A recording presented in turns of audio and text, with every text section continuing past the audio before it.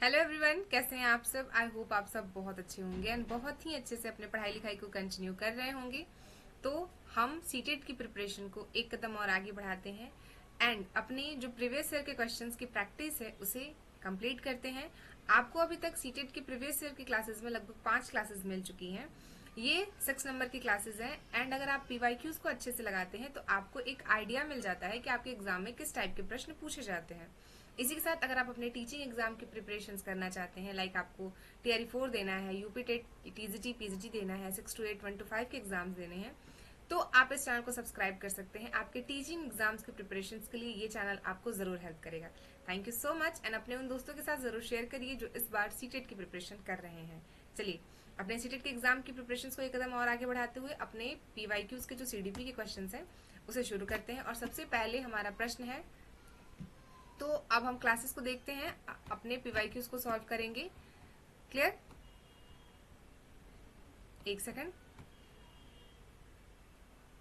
Okay, so start करते हैं हम अपने क्लासेस को। सबसे पहला क्वेश्चन आपके स्क्रीन पर है और आप अच्छे से इन क्लासेस को अच्छे से क्लासेस को देखिए जो कि आपके एग्जाम के पॉइंट ऑफ व्यू से बहुत ज्यादा जरूरी होंगे। सबसे पहला प्रश्न ये है कि वाइगोस्की के अनुसार बच्चों के सीखने में सबसे महत्वपूर्ण भूमिका किसकी होती है। और ये क्वेश्चन आपके 2023 के सीटेट में पूछा गया है। तो इसमें क्या हो जाएगा, केवल आनुवंशिकता है? नहीं। केवल सामाजिककरण, सामाजिक अंतःक्रियाएं हैं? अच्छा, केवल तो नहीं है इसमें। परिपक्वता भी नहीं है और केवल अनुकरण भी नहीं होगा। तो अगर आपका आंसर बी है, यानी कि आपने सेलेक्ट किया है वाइगोस्की के अनुसार बच्चों के सीखने में सबसे महत्वपूर्ण भूमिका सामाजिक अंतःक्रिया की है, तो आपका आंसर बिल्कुल सही हो जाएगा। क्योंकि वाइगोस्की महोदय हमेशा समाजीकरण की बातें करते हैं, सामाजिक सीखने की बातें करते हैं, बच्चों के समाज में बढ़ोतरी की बातें करते हैं, वो सामाजिक परिप्रेक्ष्य उनका अच्छा हो उसकी बातें करते हैं। यानी कि वाइगोस्की महोदय ने सामाजिक सांस्कृतिक वातावरण और दूसरों के साथ अंतःक्रिया को सीखने के विकास में महत्वपूर्ण भूमिका निभाई है। तो अगर आपसे वाइगोस्की महोदय के बारे में पूछा जाए तो आप देखिए कि वहां पे समाजीकरण से रिलेटेड कोई टॉपिक है, कुछ चीजें हैं, कोई पॉइंट्स है, तो आप उसे टिक करिए क्योंकि वाइगोस्की महोदय समाजीकरण को बहुत ज्यादा प्रमोट करते हैं। क्लियर है? अगला प्रश्न क्या कहता है, अगला है क्वेश्चन नंबर 2, यानी कि सीटेट 2022 का ये प्रश्न है। इसमें कहता है कि बाल केंद्रित शिक्षा में शिक्षक की क्या मुख्यतः भूमिका होनी चाहिए। अगर चाइल्ड सेंटर्ड एजुकेशन है तो टीचर की क्या भूमिका होती है। क्या वह केवल व्याख्यान करने के लिए है? नहीं। अनुशासन बनाए रखने के लिए? नहीं। सीखने में सहायक और मार्गदर्शक बनाए रखने के लिए है? बिल्कुल सही बात है। अगर आपका ऑप्शन नंबर सी है तो बिल्कुल आप इसके साथ जा सकते हो, आपका आंसर बिल्कुल सही हो जाएगा। देखिए, सीखने में सहायक और मार्गदर्शक है एक शिक्षक। शिक्षक का कार्य क्या होता है? शिक्षक एक मार्गदर्शक है। हम अगर आप टीचर बनते हो, आप टीचर बनेंगे कल, तो आप क्या होंगे? आप अनुशासन देने वाले तो नहीं हो, आप सीखने में सहायता देने वाले एक मार्गदर्शक हो। आप बच्चों को याद करवाने वाले भी नहीं हो, आप अनुशासन बनाए रखने वाले भी नहीं है। आपका काम है बच्चों को मार्गदर्शन देना, उनको सीखने में सहायता प्रदान करना। तो इसके लिए आपका आंसर क्या हो जाएगा? Option number C. चलिए नेक्स्ट क्वेश्चन की बात करते हैं। क्वेश्चन नंबर 3 आपके स्क्रीन पर है और ये भी 2023 में आपसे पूछा गया प्रश्न है। क्या कहता है ये क्वेश्चन, इसको पढ़िए कि पियाजे के अनुसार बच्चों की संज्ञानात्मक संरचनाओं में परिवर्तन मुख्यतः किस प्रकार से संबंधित है। यानी कि पियाजे महोदय के अनुसार बच्चों की संज्ञानात्मक संरचनाओं में परिवर्तन अनुकूलन से होता है, दंड से होता है, अनुकरण से होता है या फिर रटने से होता है। आप बताइए इसका राइट आंसर क्या हो जाएगा। तो अगर आपका आंसर ए है, यानी कि ऑप्शन नंबर ए इसका राइट आंसर हो जाएगा। यानी कि क्या कह रहा है कि पियाजे महोदय के अनुसार संज्ञानात्मक संरचनाओं में परिवर्तन मुख्यतः अनुकूलन से आता है, यानी कि एडॉप्टेशन से आता है। तो ऑप्शन नंबर ए के साथ अगर आप जाते हो तो बिल्कुल आपका आंसर सही हो जाएगा। सेकंड क्वेश्चन की बात करते हैं। यानी 2021 में आपसे पूछा गया प्रश्न है कि एक शिक्षक बच्चों की गलतियों को सीखने की प्रक्रिया का स्वाभाविक हिस्सा मानता है। यह दृष्टिकोण किसके अनुकूल है। अगर एक शिक्षक बच्चों की गलतियों को सीखने की प्रक्रिया का स्वाभाविक हिस्सा मानता है तो यह किस दृष्टिकोण के अनुकूल है। क्या यहाँ पे ऑप्शंस के साथ जाइए, ऑप्शंस के साथ आंसर करिए क्या हो जाएगा। तो सीखने की जो प्रक्रिया है उसमें गलती करना किस चीज का प्रतीक है, क्या दर्शा रहा है यहाँ पे ये। ऑप्शन नंबर ए क्या है, ऑप्शन नंबर बी क्या है, ऑप्शन नंबर सी क्या है, ऑप्शन नंबर डी क्या है। इसको पढ़िए एंड इसका राइट आंसर करिए। ऑप्शन नंबर ए कहता है कि रटने पर आधारित शिक्षा, सेकंड ऑप्शन है रचनावादी दृष्टिकोण, और थर्ड ऑप्शन है दंडात्मक शिक्षा, और फोर्थ ऑप्शन है शिक्षक केंद्रित शिक्षा। आप बताइए इसका राइट आंसर क्या हो जाएगा, आपके अकॉर्डिंग इसका आंसर क्या होगा। Option number A, option number B, option number C या फिर ऑप्शन नंबर डी। अगर आपने इन सारी चीजों को पढ़ा अच्छे से तो आपको समझ आया कि अगर आप इसका आंसर करते हैं रचनावादी दृष्टिकोण, तो आपका आंसर बिल्कुल सही हो जाएगा, यानी कि ऑप्शन नंबर बी के साथ अगर आप जाते हो तो बिल्कुल आप अपना आंसर सही करके आएंगे। क्लियर है यहाँ पे? आई होप आपको समझ आ रही होगी चीजें। रचनावादी दृष्टिकोण के साथ अगर आप जाते हो तो आपका आंसर बिल्कुल सही हो जाएगा। क्वेश्चन नंबर 5 आपके स्क्रीन पर है, इसको पढ़िए एंड इसका आंसर करने की कोशिश करिए। कक्षा में बच्चे की व्यक्तिगत भिन्नताओं को ध्यान में रखते हुए, अब यहाँ पे बात हो रही है बच्चों के इंडिविजुअल डिफरेंसेस की, तो क्या हम उनके व्यक्तिगत भिन्नताओं को ध्यान में रखेंगे? बिल्कुल रखेंगे।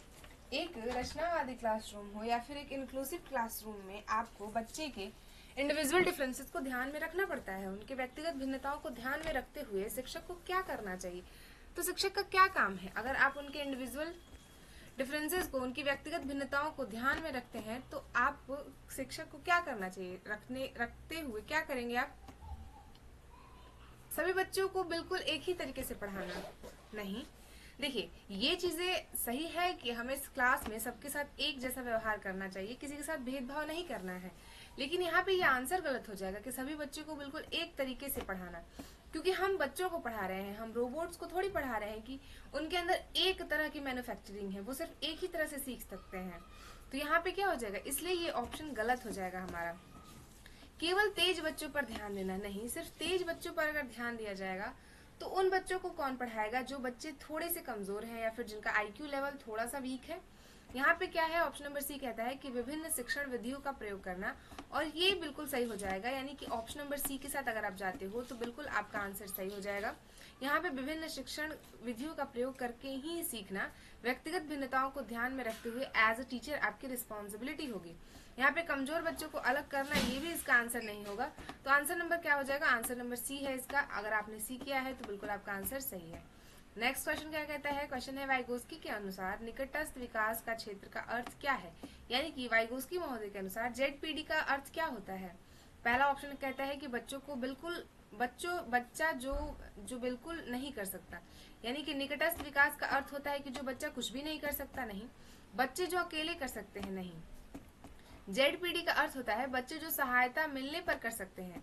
जैसे कि कुछ बच्चे ऐसे होते हैं क्लासरूम में जो खुद से किसी चीज को नहीं कर पाते हैं, उन्हें हेजिटेशन होती है या फिर उन्हें शर्म आती है, उन्हें ऐसा लगता है, एम्बैरेसिंग फील होता है।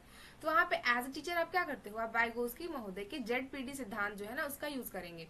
अब हम इसको कैसे करेंगे? तो हम क्या करेंगे, बच्चों को थोड़ी बहुत सहायता देंगे, जिससे कि हमारे थोड़े से सहायता से वो उस चीज को धीरे धीरे करना शुरू कर देगा। वो धीरे धीरे पढ़ाई करना शुरू करेगा, अपने प्रॉब्लम्स को सॉल्व करना शुरू करेगा, एंड हम अपनी सहायता को धीरे धीरे कम कर देंगे। इससे क्या होगा कि बच्चा उस चीज को सीख पाएगा आसानी से, और वो जो चीजें हैं, इस प्रक्रिया को हम क्या कह रहे हैं? इसे हम कह रहे हैं जेडपीडी। तो आपका आंसर क्या हो जाएगा? ऑप्शन नंबर सी, यानी कि बच्चे को सहायता मिलने पर कर सकता है, ये है जेडपीडी, यानी कि बच्चे को सहायता प्रदान करना, धीरे धीरे उसकी सहायताओं को कम करना, जिससे कि बच्चा स्वतः भी उस कार्य को कर सके। क्लियर है?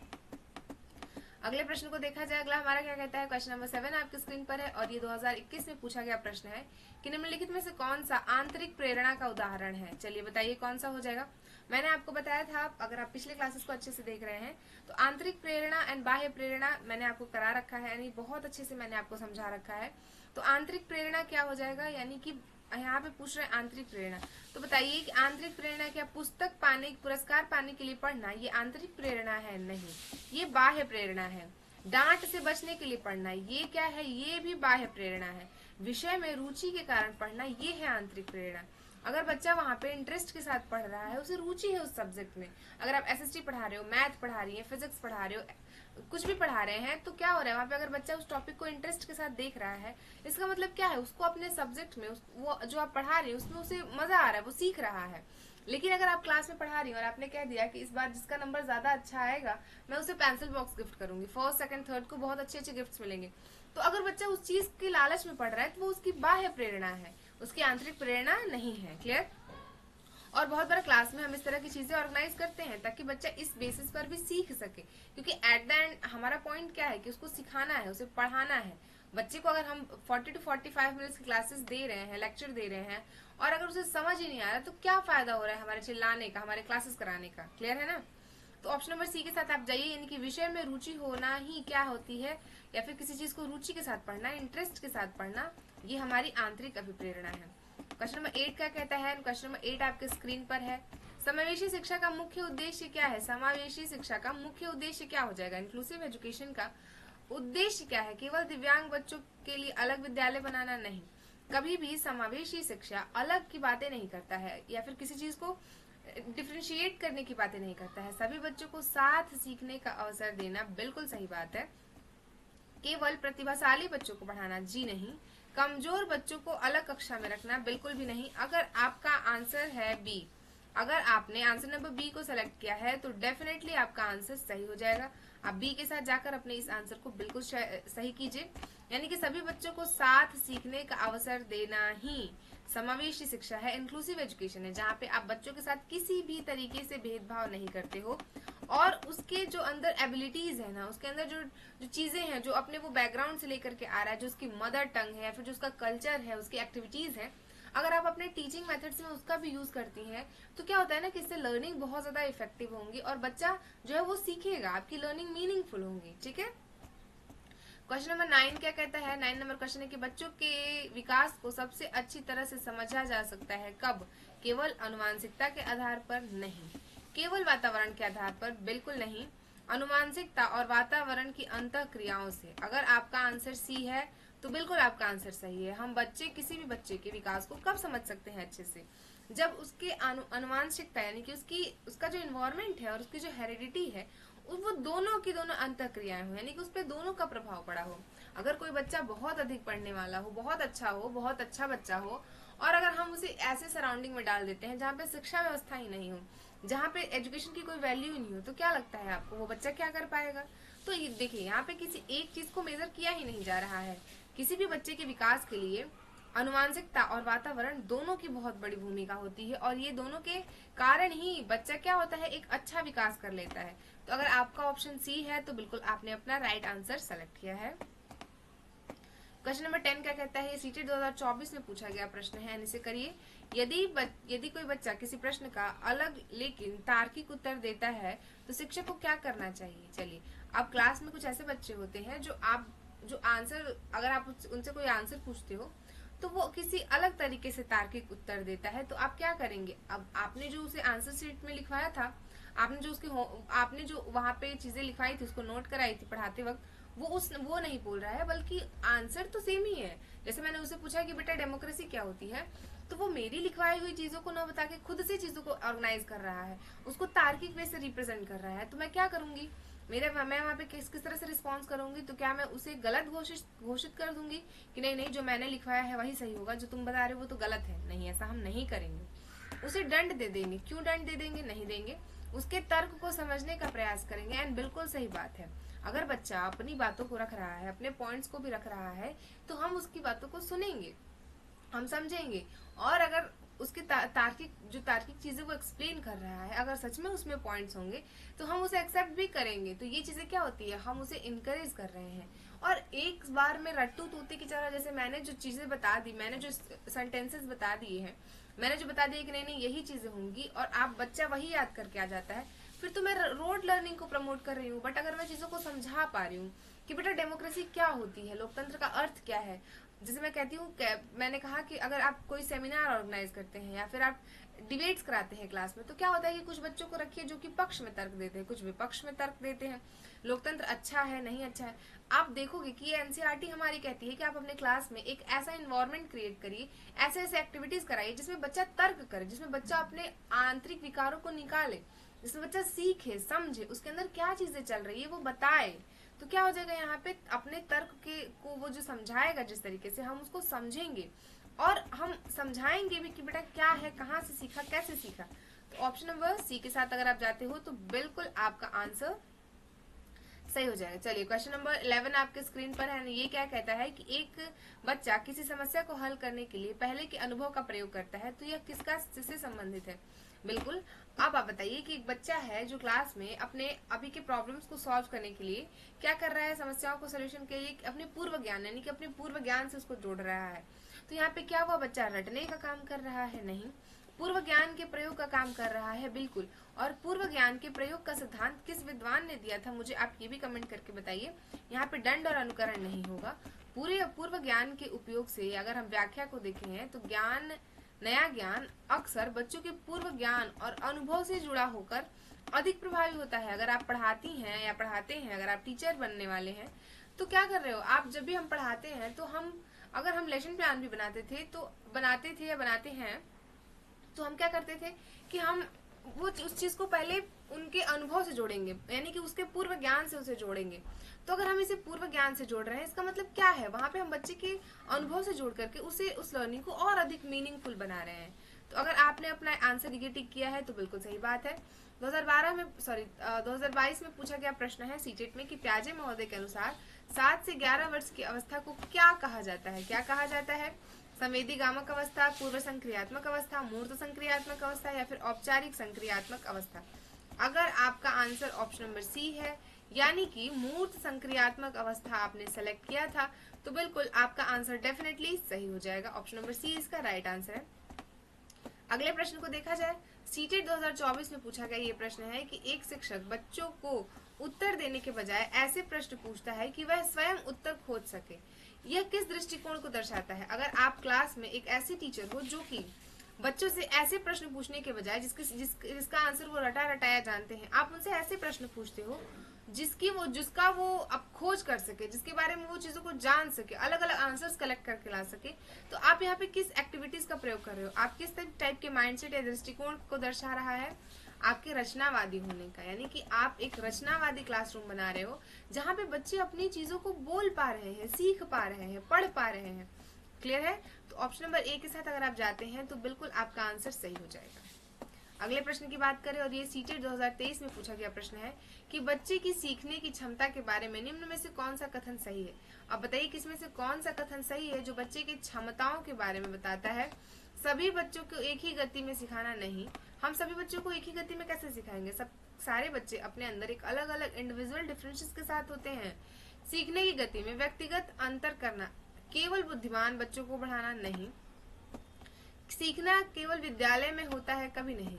सभी बच्चों को एक ही गति सिखाना भी नहीं हो जाएगा। तो अगर आपने आंसर नंबर बी को सिलेक्ट किया है, यानी कि अगर आप बी के साथ जाते हैं तो डेफिनेटली आपका आंसर सही होगा, क्योंकि सीखने में गति की व्यक्तिगत भिन्नताओं का प्रयोग होता है। यानी कि व्यक्तिगत भिन्नताओं को अगर हम ध्यान में नहीं रखते हैं तो हम अपने लर्निंग को मीनिंगफुल कैसे कर पाएंगे? कुछ बच्चे ऐसे होते हैं क्लास में जिनको लिख के समझ आता है, कुछ ऐसे हैं जिनको बोल के समझ आता है, कुछ ऐसे हैं जिनको आप एक्सप्लेन करके व्हाइट या बोर्ड, ब्लैक बोर्ड पर लिखते हैं तो उनको समझ आता है। तो हमारे एज अ टीचर हमारी रिस्पॉन्सिबिलिटी होती है कि हम, अगर आपकी क्लास में 40 to 45 बच्चे हैं, तो आपको ये देखना होता है कि अगर उसमें से 2-3 या कुछ भी बच्चे ऐसे होते हैं, एक भी बच्चा अगर ऐसा हो इसको समझ नहीं आ रहा हो, तो आप उसे किसी और तरीके से समझाइए, किसी और मेथड से समझाइए, किसी और टीचिंग एबिलिटीज का यूज करिए।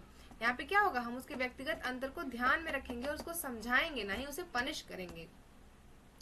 2021 में पूछा गया प्रश्न है स्कैफोल्डिंग का कि अवधारणा मुख्यतः किससे संबंधित है। किससे संबंधित होगी? पियाजे, वाइगोस्की, कोहलबर्ग या स्किनर। अब मुझे बताइए स्कैफोल्डिंग किसकी है? तो ये वाइगोस्की महोदय की है। वाइगोस्की महोदय वही है जो सामाजिकता की बात करते हैं, सामाजिक न्याय की बात करते हैं, सामाजिक विकास की बात करते हैं, सामाजिक शैक्षणिकता की बात करते हैं। यानी कि स्कैफोल्डिंग में शिक्षक अधिक, क्या कहता है, अधिक क्षमता व्यक्ति सहायता प्रदान करने से धीरे धीरे सहायता कम करता है। ये वही है जब बच्चे को आप, जैसे बच्चे को कुछ नहीं समझ आ रहा है उसको ये टॉपिक, तो आप धीरे धीरे उसको सपोर्ट करिए, धीरे धीरे कुछ आंसर्स बताइए ताकि वो धीरे धीरे चीजों को बता सके।